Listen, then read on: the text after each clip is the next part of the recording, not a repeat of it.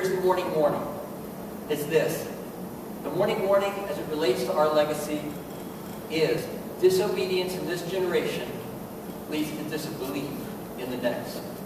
Disobedience in this generation leads to disbelief in the next.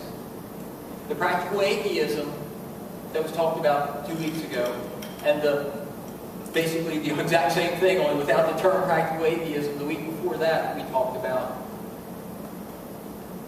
that our life tells what we believe. That disobedience leads to disbelief in the next generation. That happens even in pastors' families. It certainly happens in church. Matter of fact, here's the way I view this. I feel like I have, in my 40 or so years of living in church, I feel like I've literally watched the death of the American church. I feel like people have gotten to the point where they walk in and they pick and choose what they're going to obey of God. They pick and choose whether or not they'll seek Him.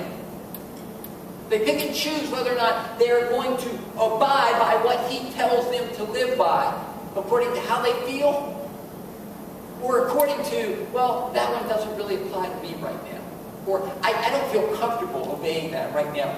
What has happened in the course of that is one generation picked and chose what they were going to obey. And the next generation watched it and fell into disbelief. And I feel like in my lifetime, I've watched the death of the American church.